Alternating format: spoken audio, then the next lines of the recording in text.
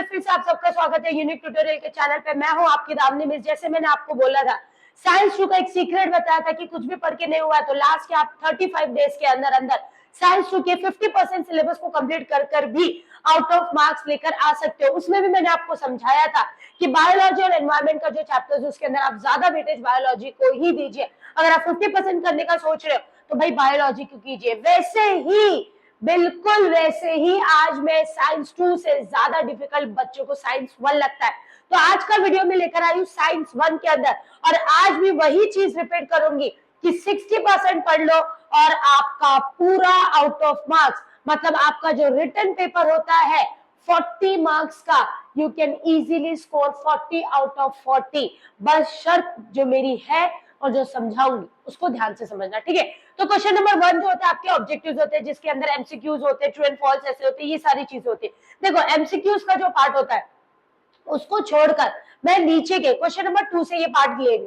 Question number 2 से अगर हम लेते हैं, क्वेश्चन नंबर 1 जो रहते हैं केमिस्ट्री और फिजिक्स दोनों का मिक्सअप रहता है, ओके। क्वेश्चन नंबर 2 के अंदर आपके दो पार्ट होते हैं, ए एंड बी। अब अगर क्वेश्चन नंबर 2 के ए की बात करें तो उसमें ओवरऑल 3 क्वेश्चंस आपको रहते हैं, 3 क्वेश्चंस रहते हैं, जिसमें से आपको अटेम्प्ट 2 क्वेश्चंस करना रहता है। 3 क्वेश्चंस दे रहेंगे, अटेम्प्ट 2। अब इसमें लॉजिक क्या बोलता है कि ये जो 3 क्वेश्चंस होते हैं इसमें से एक क्वेश्चन फिजिक्स, एक क्वेश्चन केमिस्ट्री, और जो थर्ड क्वेश्चन होगा वो या तो फिजिक्स या तो केमिस्ट्री, किसी का भी हो सकता है, ठीक है। देखो जो बात बोलूंगी पेपर्स के साथ, प्रूफ के साथ, जैसे साइंस 2 में बोला था वैसे ही बोलूंगी, बात को घुमा फिरा कर लूंगी नहीं मैं।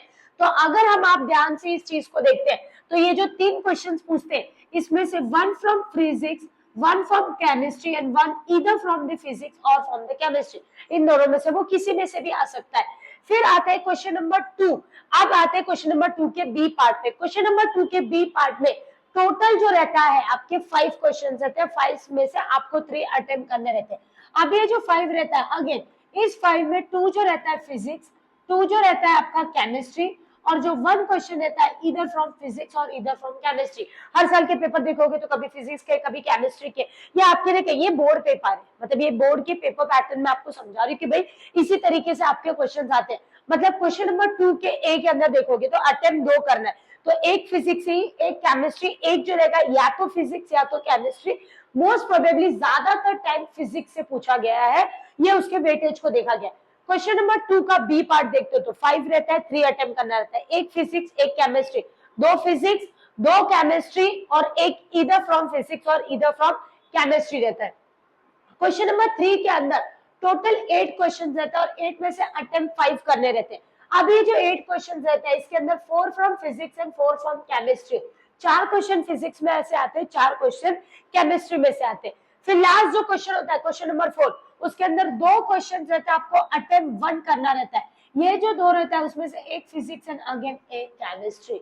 अगर आप अपने पेपर पैटर्न को ध्यान से देखते हो तो ये चीज आपको समझ में आएगी कि फिजिक्स और केमिस्ट्री में से अगर आपने कोई एक चीज भी कर लिया अच्छे से, या तो फिजिक्स या तो केमिस्ट्री, कोई एक चीज भी आपने अच्छे से कर लिया तो आपका सिलेबस बहुत अच्छे से कवर अप हो जाएगा। नहीं 40 आउट ऑफ 40 तो भाई 30 मार्क्स लास्ट के कुछ डेज में 50% पढ़कर भी 40 आउट ऑफ 30 अगर आप इसमें स्कोर कर ले लो, क्या बुरा है भाई। और हमने स्टार्टिंग से किया होता तो टेंशन नहीं, स्टार्टिंग से किया तो हो गया, बट एंड टाइम पे आके करना है।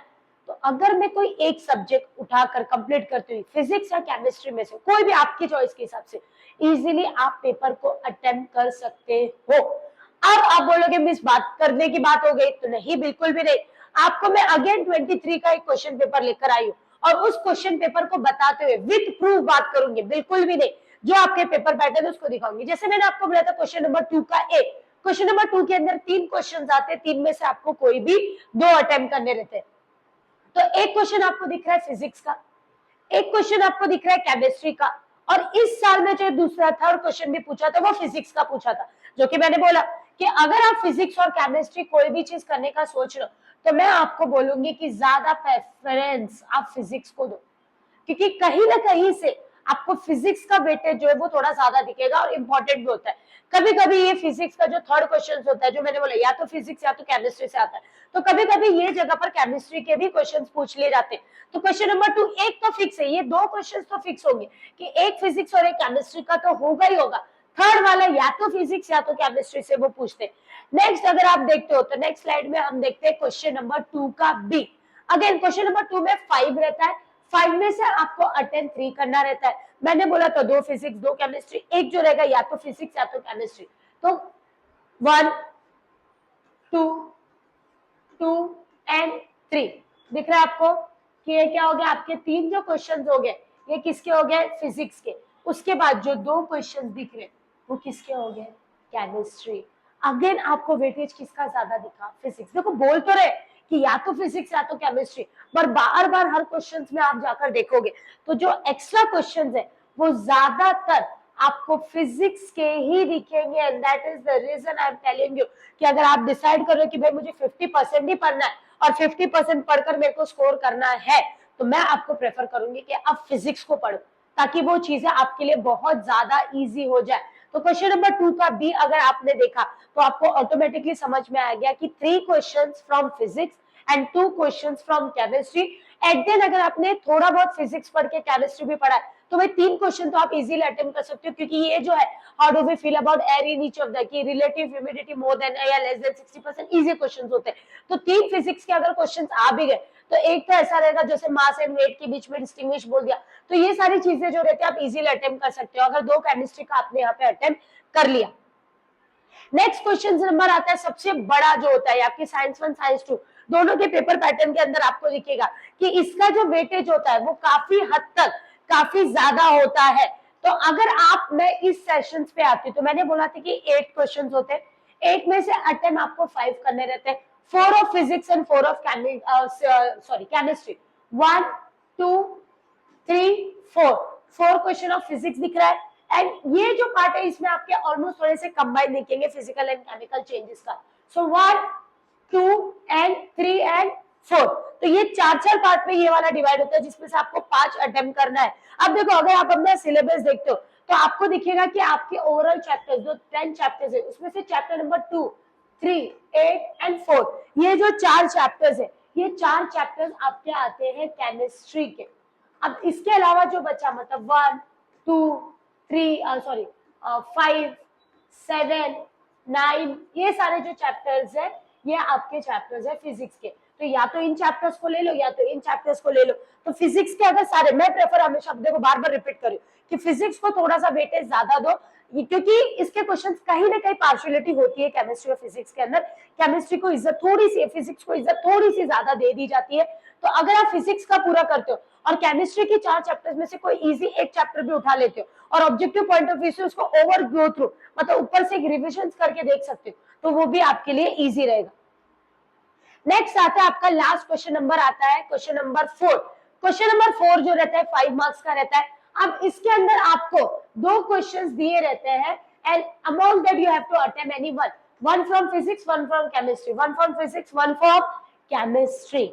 मतलब ओवरऑल व्यू ये बोलता है कि आपके 40 मार्क्स के पेपर्स को बहुत अच्छे से फिजिक्स और केमिस्ट्री में डिवाइड किया जाता है। तो अगर आपने कोई एक सब्जेक्ट को भी बहुत डिटेलिंग के साथ बहुत अच्छे से पढ़ लिया एक पार्ट को भी तो आप आराम से 30-35 तक स्कोर कर सकते हो। और अगर आपने 70% मतलब एक पार्ट पूरा और केमिस्ट्री के जो 4 चैप्टर्स है उसमें से 2 चैप्टर्स ले लिए मतलब 70% कर लिया तो भाई 40 आउट ऑफ 40 आ जाएगा, आराम से आ जाएगा। मार्क्स कहीं जाने वाले नहीं है, बहुत घुमा फिरा के क्वेश्चंस भी रहते नहीं है, बहुत स्ट्रेट वे क्वेश्चंस रहते हैं।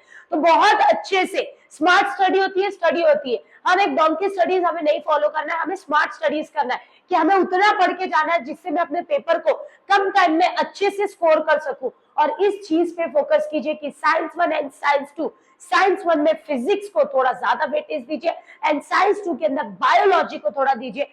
आप ईवीएस वाला पार्ट ऊपर से भी ले सकते हो, केमिस्ट्री वाले पार्ट के अंदर कुछ 1 या 2 चैप्टर्स को आप डिटेलिंग कर लीजिए ताकि वो 2 चैप्टर्स भी है तो उसमें से 1-2 क्वेश्चंस तो आ जाएंगे जिसको आप इजीली अटेम्प्ट कर सकते हो। तो यहाँ पे आज का वीडियो में स्टॉप करती हूँ। ऐसे अब नेक्स्ट लेक्चर में लेकर आऊंगी एसएस के अंदर क्या सीक्रेट आपके क्वेश्चन पेपर के अंदर प्रतिबिंब बोलता है ना, कुछ तो गड़बड़ है दया, कुछ तो गड़बड़ है। तो वैसे बोर्ड के पेपर में कुछ तो गड़बड़ है बेटा, कुछ तो इसी गड़बड़ को ढूंढ के लेकर आना है मुझे। और नेक्स्ट लेक्चर में आपके लिए गड़बड़ जरूर ढूंढ के लेके आऊंगी। तब तक चैनल को लाइक शेयर और सब्सक्राइब करो, और खुद का फायदा मत देखो, फ्रेंड्स के साथ भी शेयर करो।